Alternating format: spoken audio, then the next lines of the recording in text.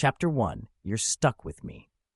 The first thing I saw after I was reincarnated in a fantasy world is a serene ceiling and candles illuminating the room instead of LED bulbs. The clothes were woven from silk and brocade, and judging by the dull wooden utensils, it's clear that they're far removed from Earth's civilization. But hey, it's a fantasy world, so I guess I'm rich, right?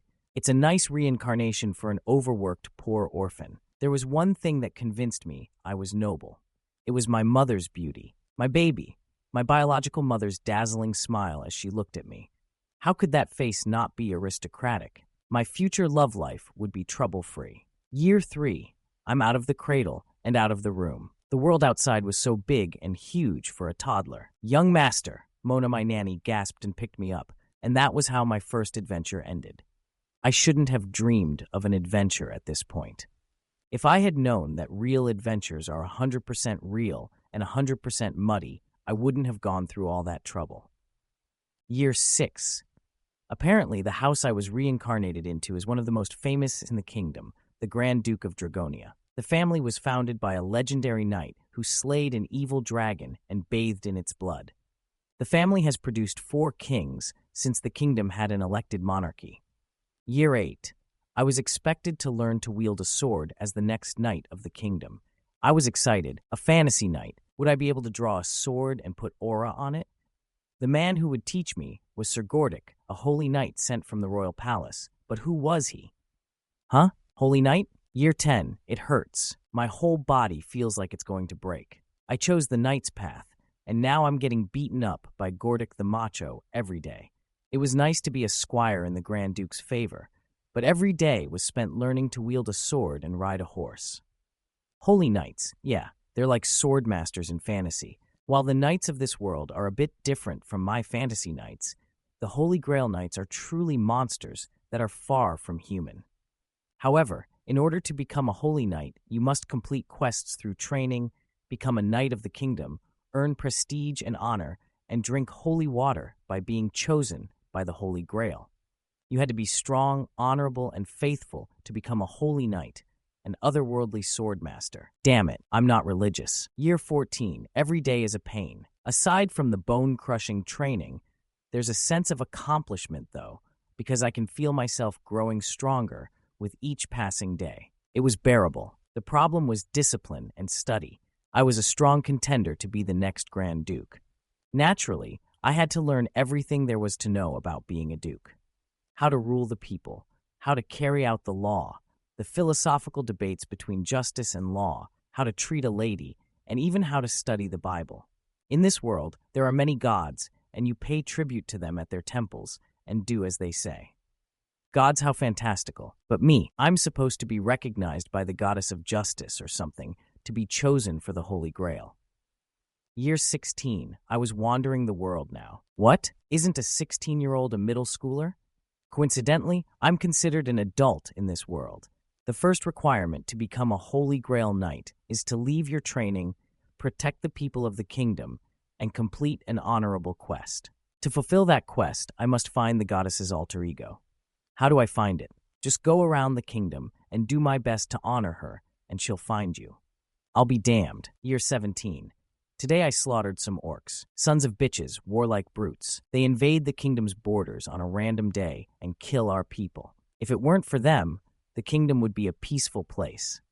Along the way, you cut down the orcs with Sir Gildas, Sir Antoine, and Gunnar the animated woodman, the guardian of the forest. Thank you, knights, thank you. Tend to the wounded and set the wood straight. The sword of the kingdom and the favor of the goddess be with you. I'm worried. The farmers have had a good year, and their taxes have kept the kingdom afloat, but the country has too many enemies. There are too many non-humans around. Year 20, I met a goddess. I'm not kidding. It was real. God was real. Wasn't religion supposed to be a way to enlighten and organize the ignorant? Heaven? Hall of Fame. Dinner with the gods? Weren't they all myths? The current king has been alive and ruling the kingdom for 110 years, but I thought he was a holy knight who did some kind of transmogrification trick. My current master, Sir Gordic, was a 90-year-old holy knight.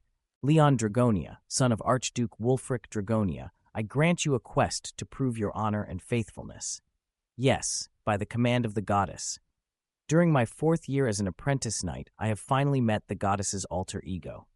Ariana is real. I've slain orcs, torn goblins apart, slayed hordes of evil wizards, and defended the realm's territory. It wasn't all bad. Rather, it was good. The ringing of my name, the accolades, the admiration and respect that came with each honor made me shrug. Sir Gildas, son of Galbat the War Knight, Lord Antoine, guardian of the mines, and Gunnar the Tree Man, who was only 2 meters tall when I first saw him, but has since grown to be a 5-meter tree giant.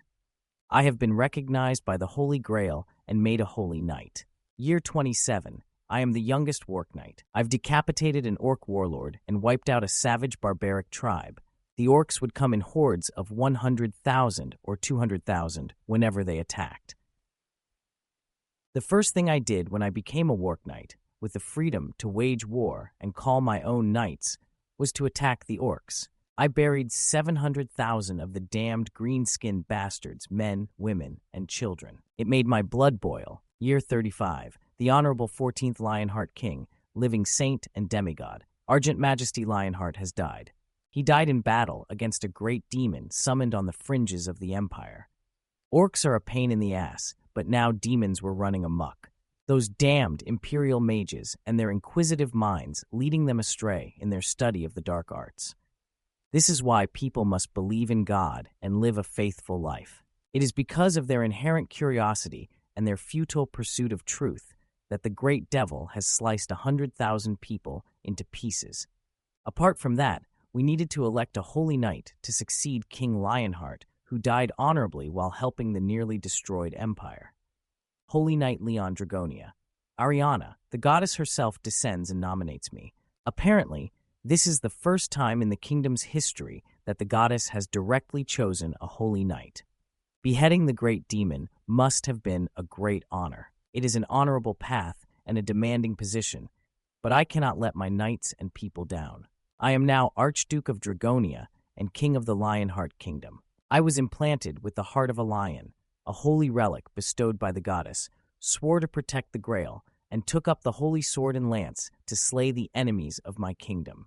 Year 80. Much has happened in the meantime. There have been 3 great battles against the orcs, and a strange, curly goblin who became a great demon.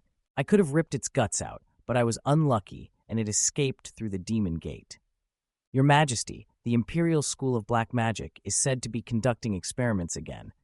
Are they insane? Imperial bastards, what is wrong with them these days? The Empire's self-indulgence and distrust have reached a peak lately. The annual pilgrimage to the Great Hall of Gods has been cancelled, and a bunch of stupid theocratic independents have taken up residence. It's all the fault of the pagan bastards from the north. We didn't have enough soldiers, so we took in barbarians and their beliefs. In the Lionheart Kingdom, they'll live their entire lives as lowly serfs and die like pigs, but they're treated like people. I feel like I'm watching a group of trolls in a group task. Year 98, the Imperials have gotten their act together. The Emperor's bastard son, performing the secret sacrificial rituals of the evil cult because he didn't want to die, has summoned a Chaos Lord to the Imperial capital. The young cub, barely 70 years old, wanted to live forever, so he killed 3 million people in the capital. Ha! I summoned the knights, holding the holy sword that was still oiled by last year's killed orc's blood. Year 21. The world is ending. I have done my best. I slayed demons on behalf of Ariana, the goddess of justice, and sent priests of Demera, the goddess of fertility, to rebuild the farmlands. Hedo, the god of iron and blacksmithing, provided armor and swords for the holy knights, and Pedos, the god of war and flame, descended upon me to burn the ashes of the battlefield.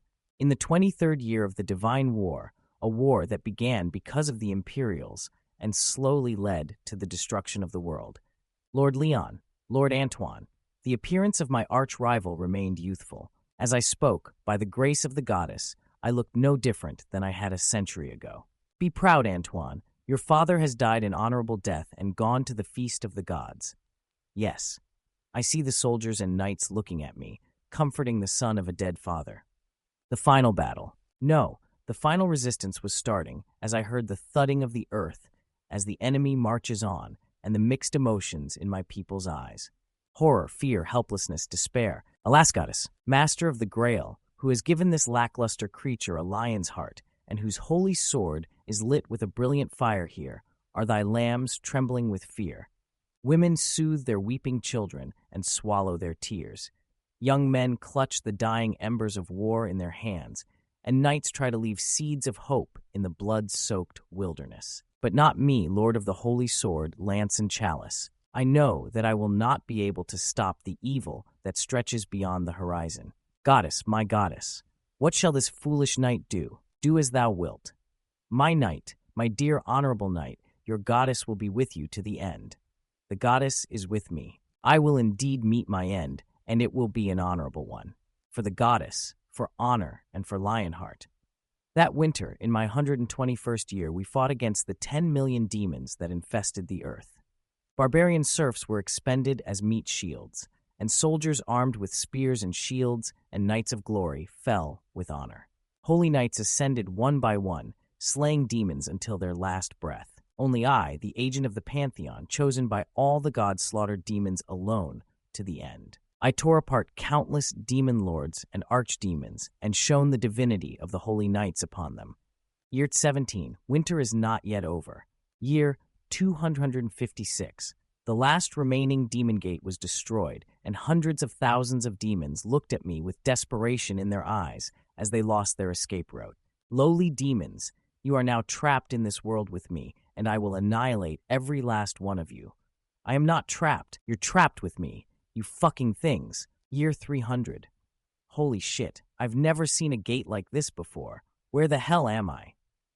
Relax, Hari. It's been 13 years since we've seen an unmeasurable gate. We don't know what we'll find. I know, but what is there in this world that can't be measured? I don't know. Isn't there some kind of high-level demon? Don't say such horrible things. I was only 300 years old when I encountered Earthlings. TL note, I'll just add this here so that readers won't get confused. Demon ranks: lesser demons, low-level demons, mid-level demons, greater demons, high-level demons, archdemons. Demon Lord. Lord of Chaos is the title of a lord,